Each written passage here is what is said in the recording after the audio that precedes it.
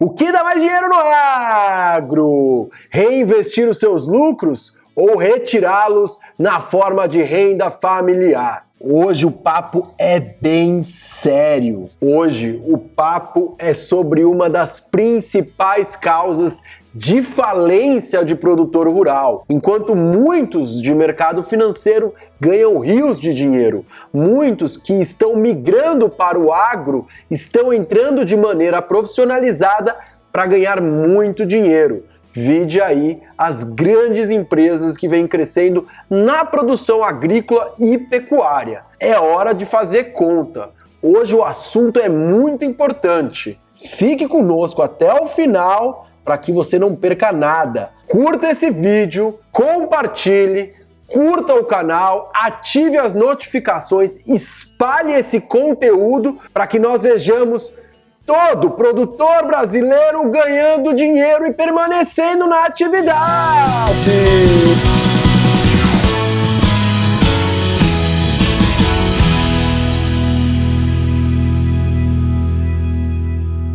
Olá, olá, olá, empresários do campo! Muitas vezes eu escuto de colegas, meus amigos, você tem que chegar na fazenda e saber falar de tudo, fazer desde a consultoria produtiva até a consultoria financeira. De outros escuto, qualquer agrônomo consegue calcular lucro, é só deduzir o custo da sua receita. Mas será que isso é verdade?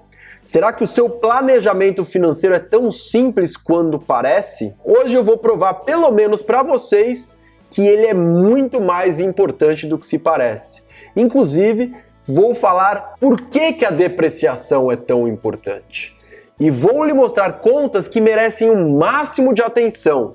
Posso falar aqui que essa aula é só para os experts, mas são contas de mais e menos que a gente dificilmente encontra por aí afora. Então, se você é um agrônomo, um zootecnista e quer, assim como eu, que o produtor permaneça a longo prazo na atividade, é hora de se capacitar, de prestar atenção nas contas de mais e menos que vamos fazer tintim por tintim para que você, técnico, faça um bom trabalho e você, produtor, permaneça na atividade. Então vamos direto ao nosso exemplo na tela!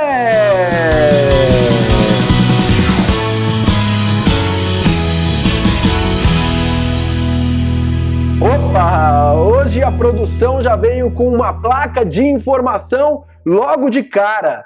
E fui avisado até que temos mais placas de informação vindo adiante.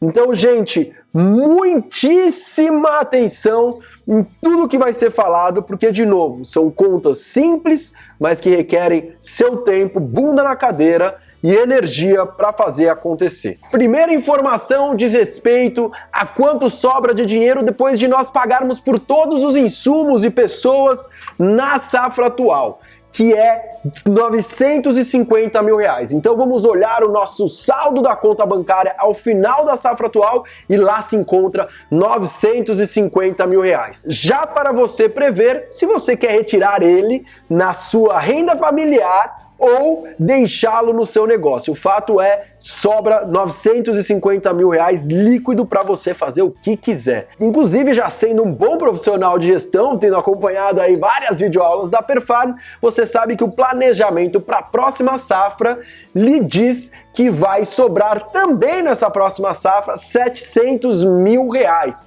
Portanto, uma safra boa atualmente e já uma safra estimada muito boa adiante. Inclusive, vai sobrar 250 mil reais a menos. Por quê? Porque no fundo nós estamos prevendo o mesmo resultado, menos o pagamento de 250 mil reais pelo financiamento de máquinas que foram compradas aí por 1 milhão aproximadamente 2 anos atrás, na verdade no início do último ano, mas como tem 2 anos de carência e 5 anos para pagar, o repagamento só vai acontecer no próximo ano.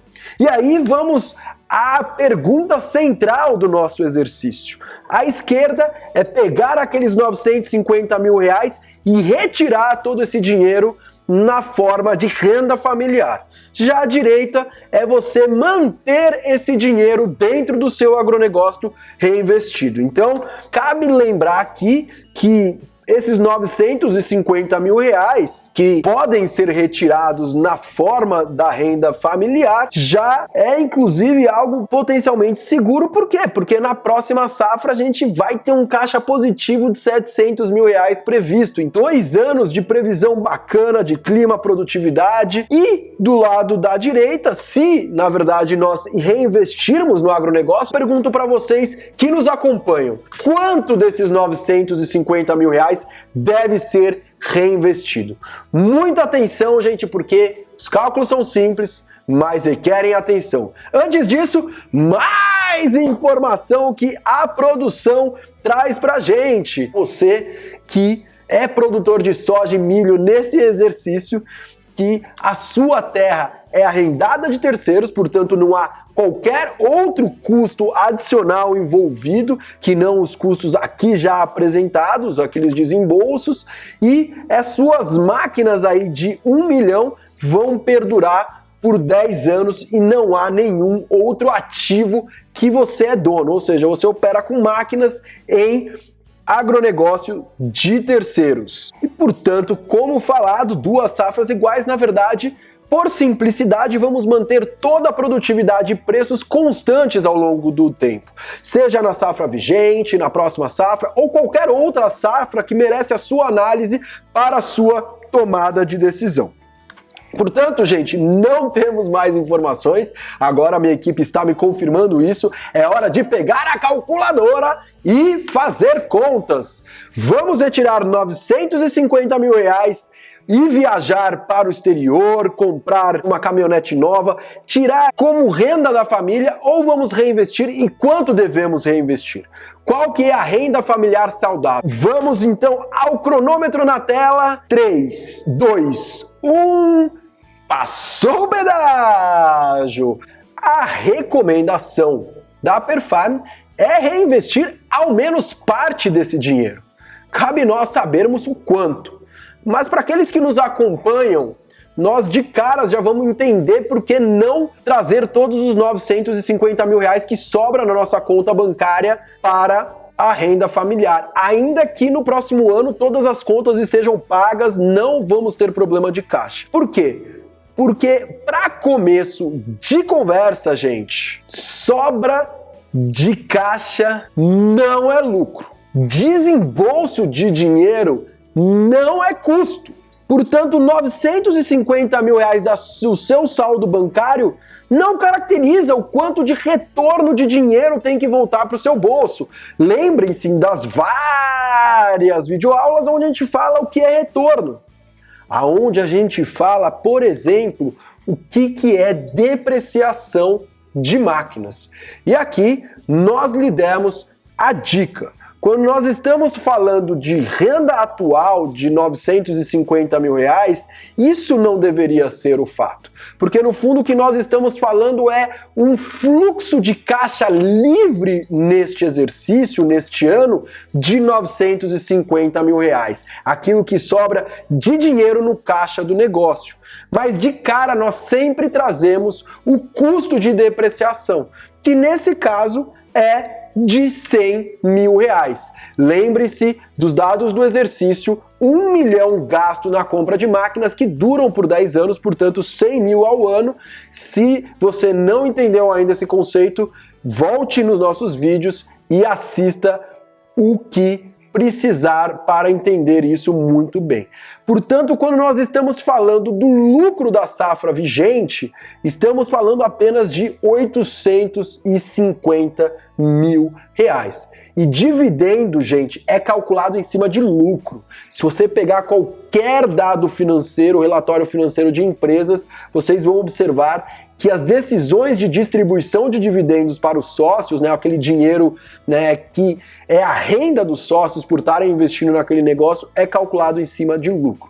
E o lucro da safra vigente, via de regra, é 850 mil reais. Então 950 esquece ter como renda saudável. Aí vamos analisar agora desses 850, que são de fato lucros, o quanto que a gente deve reinvestir o quanto a gente deve retirar para nós vai depender da saúde financeira em manter o seu negócio perpetuando. E para isso, então, vamos trazer aí um planejamento simples ao longo de 10 anos. E nesse planejamento, a primeira coisa que nós vamos trazer é a depreciação. Então, um custo não caixa, um custo onde não há o desembolso ano a ano, embora vá ser caracterizado como R$100 de custo ano a ano. Aí a gente escuta, não, mas eu já gastei esse investimento no passado, eu não tenho por que ficar cobrando depreciação do meu negócio. Escutamos isso recorrentemente, na última semana de cliente, inclusive. E aí, eu vou te provar, você pode até desconsiderar o que você gastou no passado, mas a depreciação é extremamente importante para o futuro. E na gestão, como sempre falamos, a decisão é olhando o futuro. Inclusive, futuro esse que ainda requer pagamentos por essa máquina. Financiamos toda ela e temos que pagá-la em 5 anos, a começar do próximo ano, ano 3. Portanto, já entendemos que no ano 1, se nós calcularmos a depreciação e abatermos ela do nosso lucro, esse dinheiro vai permanecer lá no negócio, porque já falamos que no máximo nós vamos retirar o lucro ano após ano. Portanto, à medida que a depreciação fica, então a depreciação, lembra gente, é o benefício mínimo econômico futuro que a sua máquina precisa gerar para se repagar e para contribuir com a geração de valor do seu negócio. E é isso que eu estou mostrando para vocês aqui. Por quê? Porque se a gente considera isso como custo e não há o desembolso, significa dizer que esse dinheiro ele fica parado no negócio. Portanto, a gente consegue acumular um caixa de 100 mil no primeiro ano, um caixa de 200 mil no segundo ano, à medida que ele se acumula ano após ano. Mas aí, a partir do ano 3, nós temos então a carência da dívida se expirando e a gente vai ter que começar a repagar essa dívida. Inclusive, gente, dívida que nós já colocamos como não custo. Repagamento de dívida não é custo. Os juros atribuídos a ela, o custo financeiro, sim.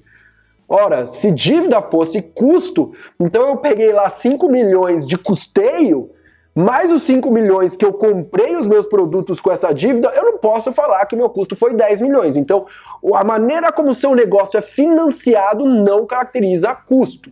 Custo é aquele valor que você precisa pagar para se financiar. Seja o financiamento de terceiros, seja o financiamento do seu próprio bolso, isso a gente discute em outros tantos vídeos. Mas o fato, de novo, é que o ano que vem a gente vai precisar desembolsar 200 mil reais por essa dívida. Mas não falaram que era 250? Sim, nós estamos considerando aí aproximadamente 50 mil de juros. Vamos manter os juros igual ano após ano, e aí a gente pode entender como que essa reserva de caixa acumulada ela vai se comportar a partir agora desses desembolsos. Então, gerei uma depreciação, um custo não caixa que vai me garantir uma reserva de 100 naquele ano, se a gente tiver lucro, como foi de fato apresentado aqui, e aí deduzidos 250, então nós vamos chegar aí num fluxo de caixa negativo a partir aqui simplesmente dessas operações, né, desconsiderando o caixa que lá ficou sobrando, de 150. Então, essa reserva de caixa acumulada, ela cai para 50 nesse ano 3. E esse comportamento ele vai se manter. A gente precisa estar gerando o dinheiro necessário para pagar esse endividamento e o custo associado a ele. De novo, durante 5 anos, a gente vai ter o pagamento de 250 mil reais anuais, estamos subdividindo em 200 mil de principal mais 50 mil de juros, vai totalizar aí aproximadamente 1.250.000, então 250 mil a mais do que 1 milhão pago ali pelaquela máquina. E a gente continua calculando a depreciação nos anos remanescentes, embora a gente não tenha mais desembolso algum para pagar essa máquina. Então, essa reserva de caixa acumulada, que ela se vê negativa aí no meio do período, ela passa a ficar menos negativa à medida que a gente contabiliza a depreciação. Então, gente, a depreciação aqui, ela só é calculada com base no valor da máquina. Por quê? Porque os juros, ele se torna um custo adicional junto ao caixa, o desembolso que a gente precisa fazer para ele. Então, em teoria, essa máquina nos custa 100 mil naqueles anos onde não há o custo financeiro, 150 mil onde a gente tem esse custo financeiro adicional. E aí a gente já começa a pensar lá no ano 2, quanto deve ser, então, reinvestido de dinheiro, quanto desse dinheiro deve permanecer no negócio, o dinheiro na forma de lucro, porque já falamos que o dinheiro que está sendo gasto na depreciação, ele já está sendo mantido, a gente não tenha esse desembolso anual. E aí, então, para manter a saúde do negócio, daqueles 850 mil que a gente viu de lucro lá no ano 2, que é a safra vigente, então estamos considerando a safra vigente como ano 2, à medida que falamos de novo que no ano 3 começa a ter um repagamento dessa dívida e ela foi contraída com 2 anos de carência, então estamos entendendo que estamos no final do ano 2 caminhando para o ano 3. Muita atenção nos dados do exercício. Mas aqui, se nós colocarmos 550 mil reais de lucros reinvestidos, ou seja, de dinheiro que vai permanecer no negócio, vamos lembrar lá da nossa equaçãozinha, então aquela equação onde a gente apresentou o fluxo de caixa livre, já falando que depreciação está fora de cogitação a gente desembolsar algo, porque no fundo a gente está consumindo patrimônio se não mantermos isso no negócio, temos um lucro de 850 mil, portanto uma gordura suficiente de manter um reinvestimento de 550 mil na empresa, no agronegócio. Sobra aí 300 mil reais de renda familiar saudável para esse ano. Por quê? Quando nós seguramos 550 mil, aquela reserva de caixa acumulada para custear essas operações que nós estávamos falando, ela deixa de ser 200 e ela passa já nesse ano 2 em acumulado ficar em 750 mil. E aí a gente passa a ter esses desembolsos acontecendo ano após ano, até a gente zerar de fato, né, chegar ali no ano 7, no último ano do pagamento, essa reserva ela acaba e ela começa a se constituir novamente. Portanto, gente, é muito importante fazer esse exercício. Por quê? Porque a gente não sabe se aquele planejamento do ano 3 de fato vai garantir aquela reserva de caixa adicional, etc. E a gente precisa lidar na gestão de risco, no agronegócio, com aquilo que a gente tem certeza. Afinal, já temos uma série de fatores que não temos certeza. E aí a gente consegue manter um caixa saudável e é nisso que muitos crescem e muitos saem da atividade, na falta de se capitalizar. Ou o cara se vê obrigado a entrar em relações não muito amigáveis para ele, seja em algumas até relações de troca, onde paga-se juros enormes, financiamentos caros. São todas essas relações importantes desde que bem feita, não como última alternativa, como já mencionamos em vários cursos aqui. Então, gente, muita atenção a isso, para você não gastar demais na sua pessoa física e ter de menos para garantir a sobrevivência do seu agronegócio. Então, quais são as boas práticas da aula de hoje? Vamos repetir mais uma vez. Sobra de caixa não é lucro, assim como o valor desembolsado não é custo. Mais uma vez também, dividendos devem ser sempre calculados em cima de lucro, caso você não queira se ver forçado a fazer negociações que não lhe tragam lucro e retorno econômico amanhã. E por fim, algo relacionado à questão das dívidas especificamente, procure casar as modalidades das suas dívidas com a depreciação dos ativos que elas financiam. O maior erro que você pode estar fazendo é tomar um financiamento de curto prazo para um ativo de longo, para algo que vai perdurar por muito tempo. Claramente, o mercado financeiro de financiamento ele não permite que a gente tome muitas vezes dívidas de 10, 20 anos, salvo alguns projetos isolados e projetos até que vão perdurar por 20, 30 anos, até muito mais tempo do que o prazo que essas dívidas são concedidas. Mas isso é um ponto fundamental, esse planejamento, se você não quer ver o seu negócio ruir e ligar aquela bombinha relógio da falência que acaba chegando uma hora ou outra, talvez não na sua geração, mas tenha certeza que na próxima ela sempre chega. E aí, como a gente sempre fala, gente, um mapa errado é pior do que não ter mapa. Então falar que depreciação não serve, falar que não precisa fazer planejamento financeiro, falar que qualquer um consegue fazer, não é muito bem por aí. E é por isso que estamos aqui, para lhe ajudar você que quer fazer uma gestão e lidar com finanças de maneira bem feita. Um abraço e até a próxima! Até mais, gente! Tchau, tchau!